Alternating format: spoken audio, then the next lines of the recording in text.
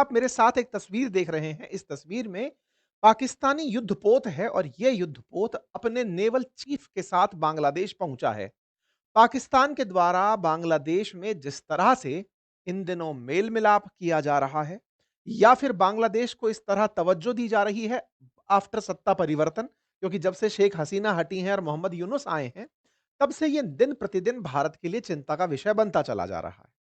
चिंता बार-बार इसी बात की, क्योंकि पिछले समय से यानी पिछले साल से अब तक जितने भी बार बयान बांग्लादेश के आए हैं, वो कहीं न कहीं हिंट यही कर रहे हैं कि पूर्वोत्तर भारत के लिए वो एक बड़ी प्लानिंग कर रहा है। पूर्वोत्तर भारत मुख्य भारत से मात्र 22 किलोमीटर चौड़े एक पैच से, जिसे हम सिलीगुड़ी कॉरिडोर या फिर चिकन नेक कहते हैं, उसके माध्यम से जुड़ा है। लेकिन चिकन नेक या सिलीगुड़ी कॉरिडोर ही हमारे लिए सबसे चैलेंज की बात नहीं है। इसके अलावा भी पूर्वोत्तर भारत में तमाम प्रकार की अस्थिरता पैदा करना, वहां पर आतंक को बढ़ावा देना, राज्यों के अंदर जातीय संघर्ष करवाना या फिर इस तरह के ग्रुप संघर्ष करवाना, ये इनकी एक और एक्सटेंडेड प्लानिंग का हिस्सा है। ऐसे में पाकिस्तान का बांग्लादेश के साथ मिलना, चीन का पाकिस्तान के साथ होना, ये सब मिलकर के लगातार अमेरिकी संरक्षण में जो कार्य भारत के खिलाफ कर रहे हैं, ये निश्चित ही भारत के लिए चिंता का विषय है। यही कारण है कि चिटागोंग पोर्ट में पाकिस्तानी वॉरशिप का 54 साल बाद पहुंचना आज की हमारे चर्चा का मुख्य बिंदु है। 54 ईयर आफ्टर 1971, जब से भारत ने पाकिस्तान के दो टुकड़े किए थे, पूर्वी पाकिस्तान को बांग्लादेश बना दिया था और पश्चिमी पाकिस्तान केवल पाकिस्तान के नाम से जीने लगा था। विचार करिए, जब आप 54 साल बाद ऐसी तरफ यात्रा पर हों, जो आपको ये याद दिलाती हो कि पुराने पाकिस्तान को नए पाकिस्तान में बदलना है या फिर नए पाकिस्तान को फिर से पुराने पाकिस्तान में बदलना है, तो क्या आपको नहीं लगता ये भारत के खिलाफ किसी एक बड़ी साजिश की सुगबुगाहट है? ये नंबर अपने आप में एक बड़ा नंबर है। लगातार इस तरह के जो आप अपडेट सुनते जा रहे हैं, फिर चाहे प्रधानमंत्री का यहां पहुंचना हो, डेप्यूटी प्राइम मिनिस्टर का पहुंचना हो, यूनुस का बार-बार पाकिस्तानियों से मेलजोल हो और पाकिस्तान के बड़े सैन्य अधिकारियों का यहां आना हो और पाकिस्तान के अंदर बैठे हुए जो आतंकी आका हैं, वो अपने जितने भी सपोर्ट सबॉर्डिनेट्स और साथी हैं, उन्हें लगातार जो बांग्लादेश के बॉर्डर पर भेज रहे हैं, ये भारत के लिए निश्चित ही चिंता का विषय है। और मैं आपको याद दिला दूं, आने वाले साल में जो आसाम और पश्चिम बंगाल के अंदर होने वाले चुनाव हैं और चुनाव से पहले जिस तरह से क्षेत्रीय आधार पर एसआईआर का मुद्दा बड़ा मुद्दा बन सकता है और बांग्लादेशियों का अवैध रूप से भारत में होना जो मुद्दा है, इससे आप गुरेज नहीं कर सकते कि हो सकता है आने वाले साल में इन बॉर्डर स्टेट्स में बांग्लादेश कुछ बड़ा प्लान कर रहा हो या फिर देश विरोधी ताकतें कुछ ऐसी प्लानिंग में हो जो देश के लिए चिंता का सबब बने। इस विषय पर आज गहराई से चर्चा करेंगे, क्योंकि ये तस्वीरें जो आपको मैंने 28 अक्टूबर को दिखाई थी, जिसमें पाकिस्तान की तरफ से पाकिस्तान के फील्ड मार्शल के बाद या कहीं तो सेना अध्यक्ष जो हैं वो यहां पर थे और वो यहां पर बांग्लादेशी सेना अध्यक्ष के साथ जब प्रेजेंट हुए थे, एक पुस्तक यहां पर दिखाई गई थी और उस पुस्तक में एक ऐसे वृहद बांग्लादेश की चर्चा की गई थी, जिस पर हमने आपको प्रतिक्रिया स्वरूप ये बताया था कि बांग्लादेश का ग्रेटर बांग्लादेश जो प्लान है, ग्रेटर बांग्ला जो प्लान है, उसमें भारत के कई राज्यों तक इनको अपनी सोच बढ़ाने का अवसर मिल रहा है। तो मेरे प्यारे साथियों, आज इस पूरे नेवल विषय की चर्चा करेंगे और ये भी बताएंगे कि अक्टूबर से नवंबर तक पहुंचते-पहुंचते पिछले 10-12 दिनों में बांग्लादेश ने और कौन सी हिमाकत की है, किस तरह से वो चर्चा में इस जगह को लिए बना हुआ है और क्या हम केवल यहीं पर फोकस करके कि नहीं साहब हम इसे फोर्टिफाइड कर देंगे, हम यहां गैरिसन निर्माण कर देंगे, क्या हम उससे बच जाएंगे? या फिर भारत को भी चाहिए कि वो बांग्लादेश को बिल्कुल सर कलम कर दे, उसके इस पूरे हिस्से को ही हटा दे, इस पूरे हिस्से को यानी पश्चिम बंगाल को एक वृहद पश्चिम बंगाल बना करके इसे पूरा एक कर दे और यहां पर भारत के लिए शिलोंग से उठते हुए बकायदा चिट्टागोंग को कनेक्ट कर दे या फिर बंगाल की खाड़ी को जोड़ दे। अब समय आ चुका है भारत को एग्रेसिव नीति अपनाने का, जैसे अमेरिका ने अपने यहां पर डिपार्टमेंट ऑफ डिफेंस को या डिफेंस डिपार्टमेंट को बदलकर वॉर डिपार्टमेंट नाम दे दिया। बोले डिफेंस तो सुरक्षा होती है, वॉर आक्रमण होता है। भारत को भी चाहिए कि बांग्लादेश से हो रही किसी भी प्रकार की हिमाकत के लिए हमें आखिरी दिन का इंतजार नहीं करना है। हमें चाहिए कि हम पहले ही इसे अपने हिस्से का जवाब दे दें, हम अपने लिए खुद से रास्ते तलाश लें। भारत को अब एग्रेसिव होकर के भविष्य के डर की चिंता किए ही बिना ही हमें यहां पर पहुंच जाना चाहिए। हमें इजराइल की तरह अपनाना चाहिए कि हमारा दुश्मन अगर कहीं भी कोई हरकत कर रहा है तो उसके हमले का इंतजार हम नहीं करेंगे। तो आइए साथियों, आज इस पूरी विषय पर चर्चा करेंगे।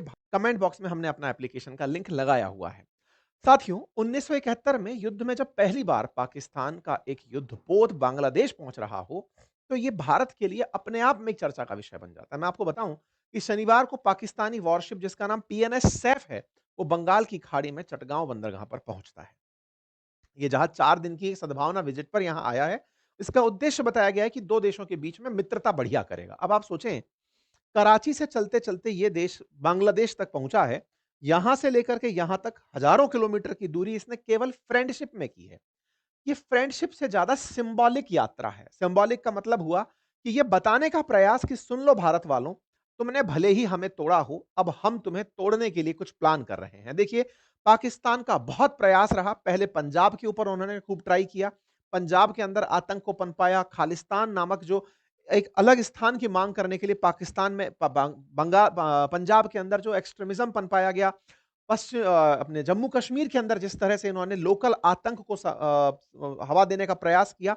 अब इनके ये सारे प्रयास जब निष्फल रहते गए, जब इनको दिख गया कि जम्मू कश्मीर में ये कुछ नहीं कर पा रहे हैं, पंजाब में इनको कोई नहीं सुन रहा है, इनकी जैसी भी एक्टिविटीज हैं उन पर तत्काल प्रभाव से हम कार्रवाई कर रहे हैं। ऐसे में अब इन्होंने इस जगह को अपने लिए माकूल पाया। ये अब बांग्लादेश को फिर से उकसा रहे हैं और लगातार अगर आप नजर डालें, तो जब से मोहम्मद यूनुस यहां आए हैं, उनके जो प्रयास हैं वो केवल और केवल भारत को नुकसान पहुंचाने के हैं। शेख हसीना को वहां से हटाना हो, यह उनका अपना आंतरिक मुद्दा हो सकता है, राष्ट्र का मुद्दा हो सकता है। सत्ता परिवर्तन दुनिया भर के देशों में होता है। किसी एक पार्टी की हमेशा सरकार नहीं होती, वो तानाशाही होती है। सरकारें बदलती हैं। हमारे देश ने भी लंबी लंबी सरकारें खूब बदली हैं। लेकिन सरकार बदल करके उस बदली हुई सरकार को भारत विरोधी एजेंडे में बदलना, यह बांग्लादेश की प्राथमिकताओं में शुमार हो गया है। अगर आप ऑब्जर्व करें, तो शेख हसीना जाने के बाद से इन्होंने शेख हसीना पर जो जनता गुस्सा थी, उस गुस्से को पूरा भारत के विरोध में जोड़ दिया। सोचिए, जिन बांग्लादेशियों का कत्लेआम पाकिस्तानियों ने किया था, हमारे कहने से पाकिस्तान टूटा था, यह तो हमारा दम भरना होगा। पाकिस्तानियों के द्वारा इन बंगालियों के साथ बहुत ही बुरा बर्ताव किया जाता था। हत्याएं, रेप, लूटपाट इस तरह से की जाती थी। जब ये पूरा एक पाकिस्तान हुआ करता था, जब ये हिस्सा दोनों कंबाइंड रूप से एक पाकिस्तान कहलाता था, उस समय पर भी इन पाकिस्तानियों द्वारा बंगाली जो मुसलमान हैं, इन्हें माना ही नहीं जाता था। इन्हें यह माना जाता था कि तुम हमारे साथ बैठने वाले नहीं हो, तुम्हारे साथ रिश्ते नहीं जोड़े जा सकते। इनका कहीं पर भी प्रतिनिधित्व नहीं था। राजनीति में इन्हें स्थान माकूल नहीं दिया जाता था। विवाद का सबसे बड़ा कारण ही यह बना था कि जब शेख हसीना के पिता शेख मुजीबुर रहमान इतनी सीटें इतने से क्षेत्र से जीत गए कि कुल पाकिस्तान की संसद में वो सरकार की दावेदारी ठोकने लगे, तो पाकिस्तानियों ने उन्हें ठोक दिया। पाकिस्तान की सेना में मेजर जो ऑफिसर्स थे, वो इस पश्चिम पाकिस्तान से आते थे। तो यहां से उठे हुए लोगों के आंदोलन को जब यहां की निकली हुई सीटों ने सत्ता पर दावेदारी कंप्लीट पाकिस्तान पर फोकस की, तो शेख मुजीबुर रहमान के खिलाफ ही एक्शन कर दिया गया। इसी एक्शन के चलते अब आप सोचकर देखिए कि ये चाहते थे कि ये पाकिस्तान को रिप्रेजेंट करें उस समय 1971 से पहले। लेकिन जब इन्हें रिप्रेजेंटेशन नहीं मिला, तो यहां पर ही वो राजनीति के अंदर जो विरोध पनपा, उस विरोध ने इन पाकिस्तानियों के खिलाफ, यानी कि पश्चिम पाकिस्तानियों के खिलाफ अपनी कार्रवाइयां शुरू की। मुक्ति वाहिनी जैसी एक सेना बनकर के आई। भारत ने उसे सपोर्ट किया। सपोर्ट इन सेंस कि हाँ भाई, तुम लोग पीड़ित हो, तुम्हारे साथ बहुत बर्ताव बुरा हो रहा है। लेकिन इनके बर्ताव को दबाने के लिए यूनिवर्सिटीज में, कॉलेजेस में इनकी पाकिस्तान की सेना के द्वारा सीधी गोलियां चला दी गई। लड़कियों के साथ में बहुत अभद्र व्यवहार किया गया। इस तरह की व्यवहार स्थितियां थी कि इसे आज भी जब बांग्लादेशी सोचते हैं, तो डरते हैं और वो इस बात को अब इस तरह से दिखाते हैं कि हमें तो भारत ने भड़का दिया था, अदरवाइज तो हम अच्छे थे। विचार करिए, शेख मुजीबुर रहमान ने जिन्हें स्वतंत्र अस्तित्व दिलाया हो, उसके खिलाफ मोहम्मद यूनुस ने इस पूरे देश को भड़का दिया है, यह कहते हुए कि वो तो केवल भारत की शह थी जिसके चलते उसने अलग देश की मांग करी, उसे साथ मिलकर चलना चाहिए था। कुछ ऐसा भाव अब लोगों के अंदर डाला जा रहा है।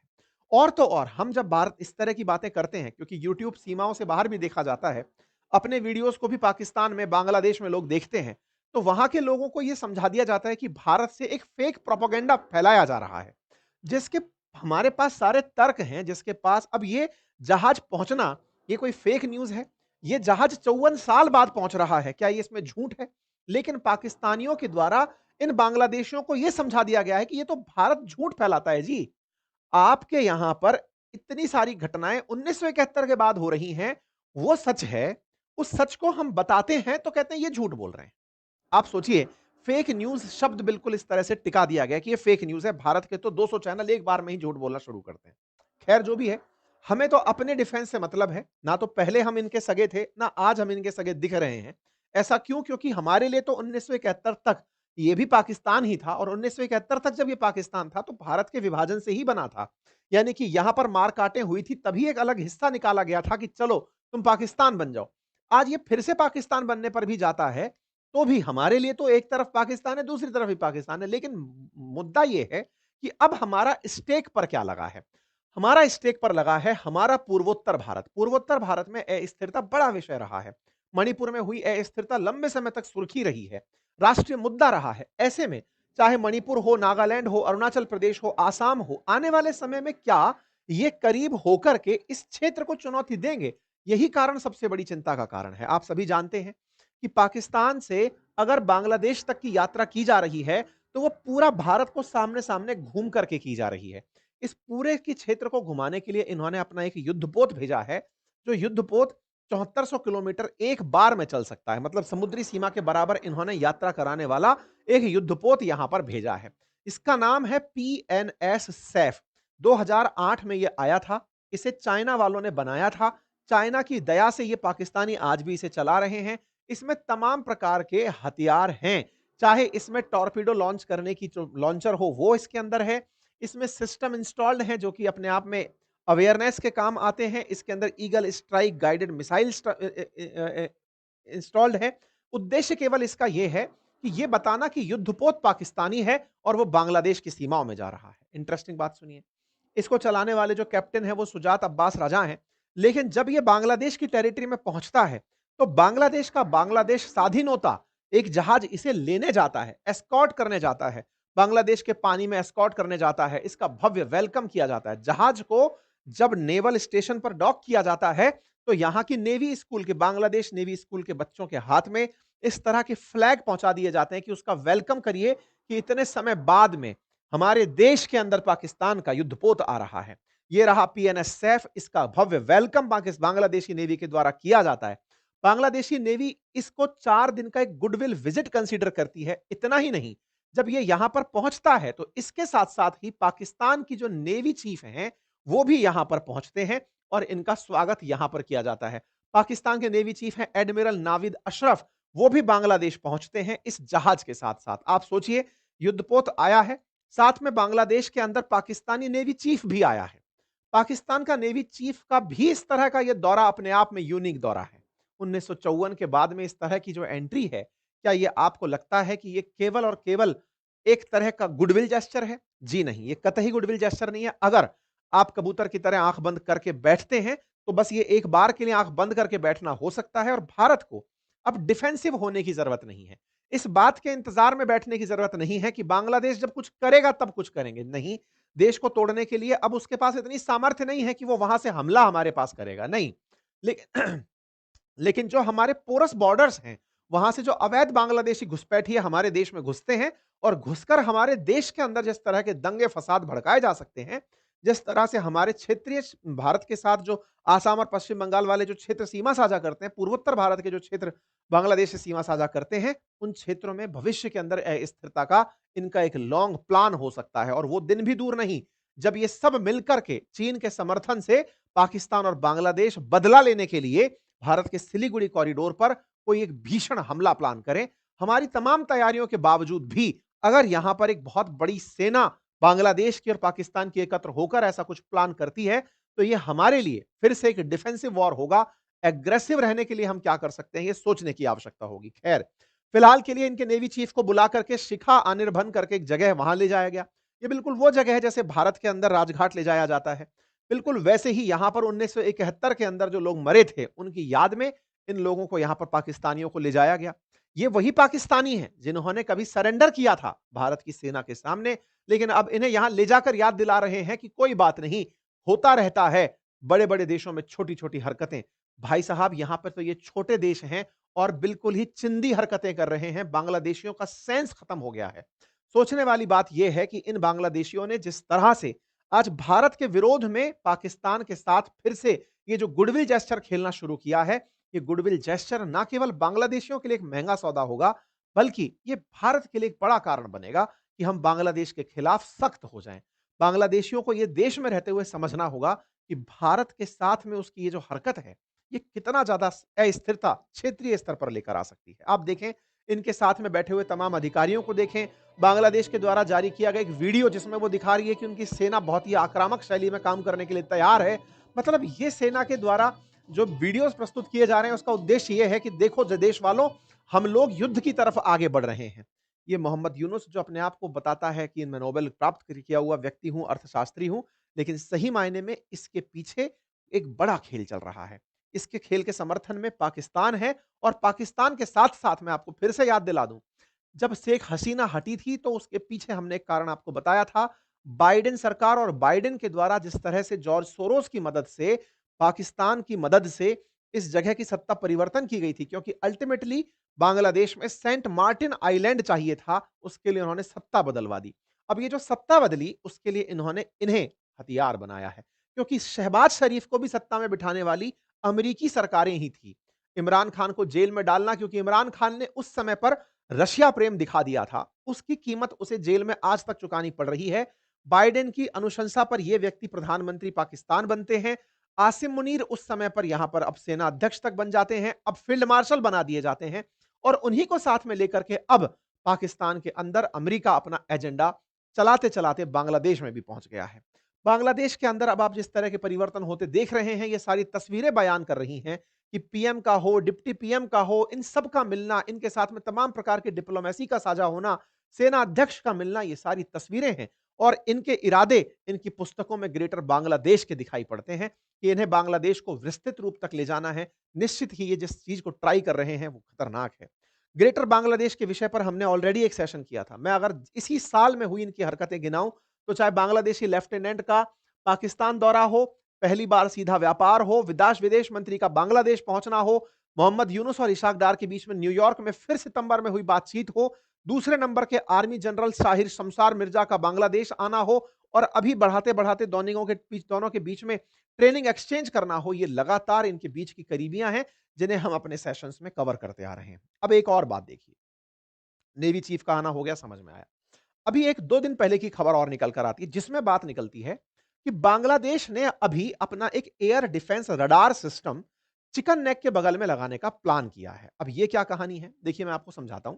आपको थोड़े दिन पहले हमने एक सेशन किया था, जब बताया था कि ये यूनुस जो है वो चाइना गए थे, और चाइना जब गए थे तो चाइना वालों को बोलकर आए थे कि पूर्वोत्तर आप हमारे माध्यम से पकड़ सकते हैं, यानी नॉर्थ ईस्ट के लिए खुद को दिखाए आए थे कि नॉर्थ ईस्ट तो साहब अपना ही है।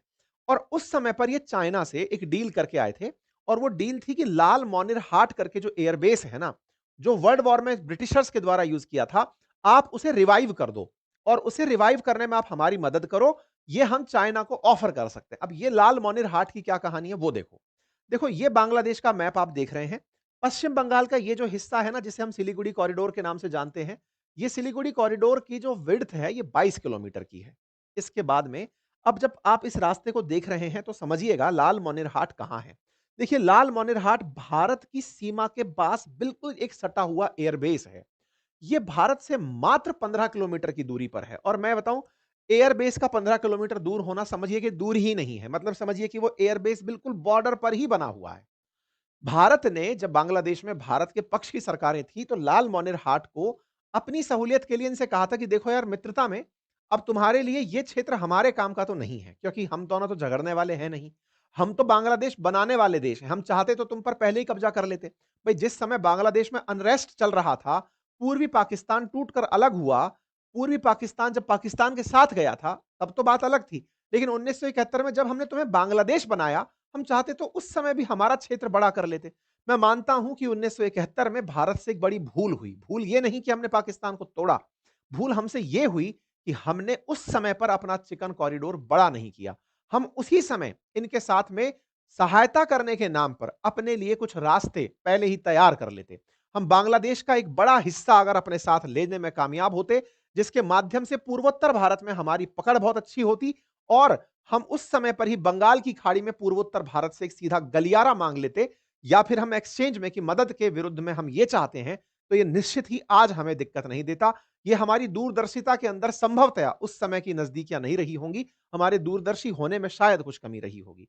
मेरे प्यारे साथियों, लालमोनिर हाट करके जो जगह है, ये 15 किलोमीटर बॉर्डर से दूर है। पहले मित्रता थी तो इस जगह पर किसी प्रकार की एक्टिविटी नहीं होने दी जाती थी। भारत ने कहा तुम्हें हमसे क्या डरना यार, हम चाहते तो तुम्हारा देश ही ले लेते। ये कह के हमने ये एरिया बंद करा दिया। लेकिन अब क्या हो रहा है, लालमोनिर हाट में फिर से ये जाकर चाइना से मदद माँग ली है।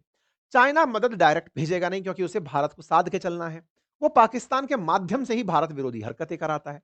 पाकिस्तान का यहां पर बांग्लादेशियों से कहा कि तुम्हारी मित्रता गई किनारे, तुम यहां पर सबसे पहले रडार लगाओ। बोले ये क्यों? बोले तुम्हारे ही आसपास के क्षेत्र में भारत ने अपनी तरफ से एयरबेस बनाए हुए हैं।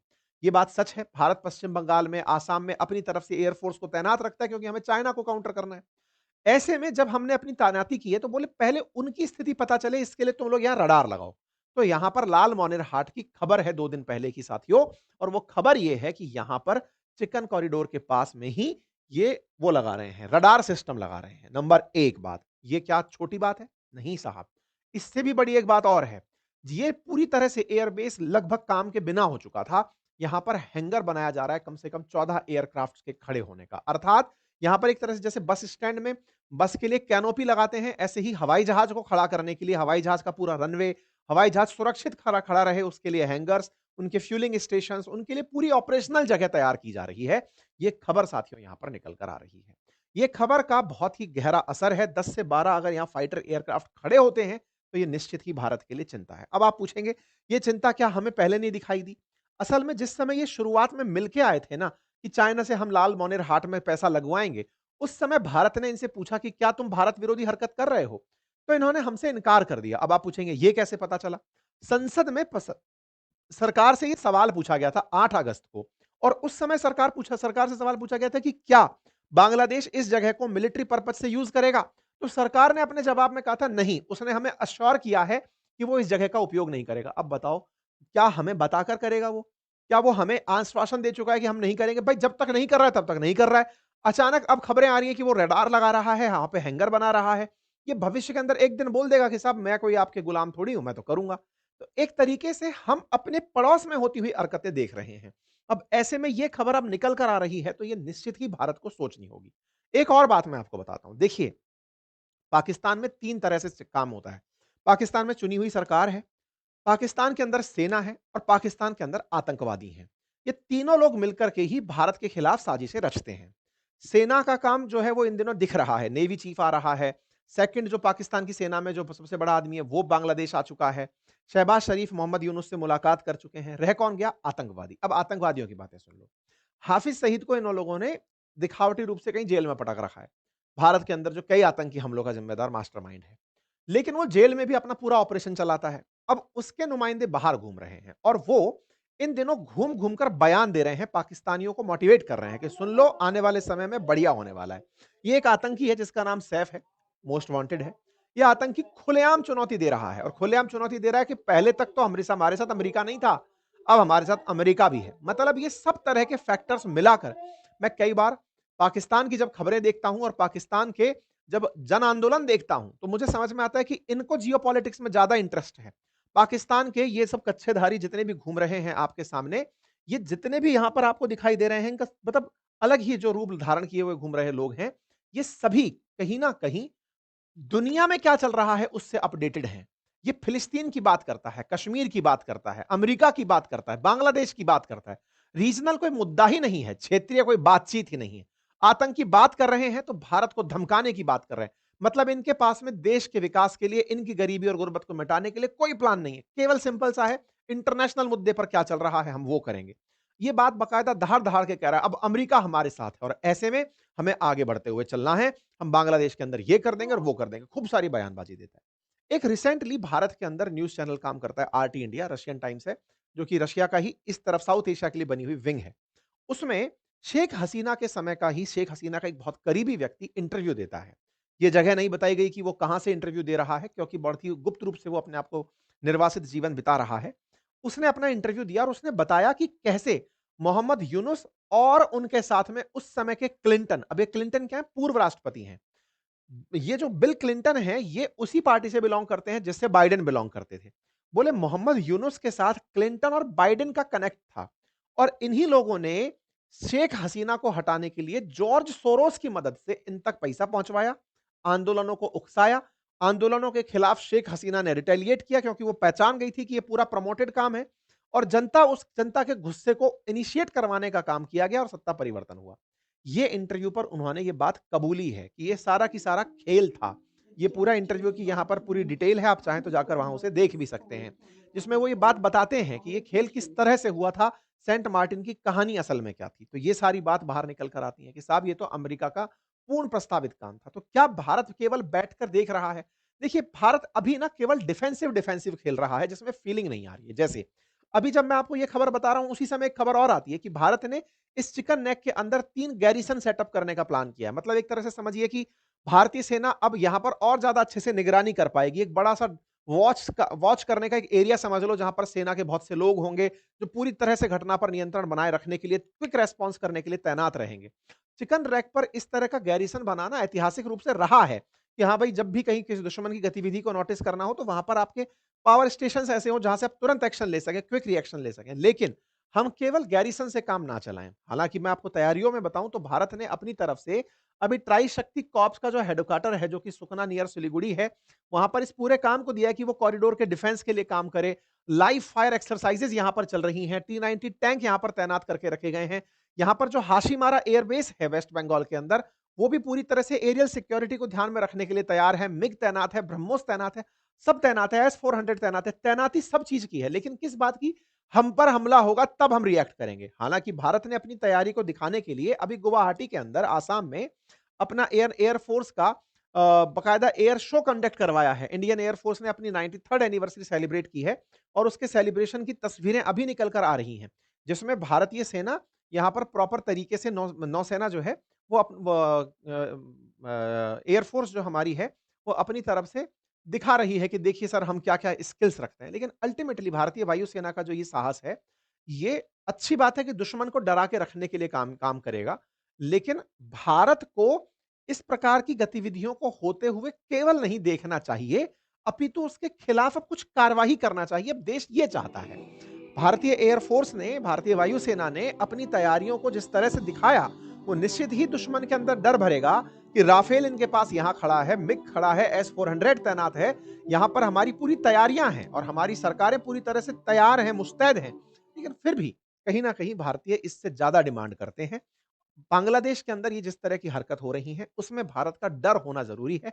अभी वो इस खुशी में है कि भारत हम पर हमला नहीं करेगा, भारत कभी भी फर्स्ट किसी पर हमला नहीं करता है। भारत को अब ये कन्वेंशन तोड़ना होगा और बांग्लादेश के साथ में सारा काम पहले ही सेटल कर देना होगा। हालाँकि हमारे रक्षा मंत्री ने अभी मोहम्मद यूनुस को बयान में तो धमकाया है, कल ही धमकाया है, लेकिन बयानबाज़ी से नहीं, करके इस काम को खत्म करिए। कम से कम बांग्लादेश जैसे देश तो बगल में बैठ कर के इतनी हिम्मत ना करें कि वो पाकिस्तान और चाइना के साथ मिल कर के हमारे यहाँ पे देश में अशांति फैलाएँ। बाकी आप लोग इस विषय पर क्या सोचते हैं? अपनी राय कमेंट बॉक्स में ज़रूर दीजिए। चैनल पर नए हैं तो चैनल को सब्सक्राइब कर लीजिए। फिलहाल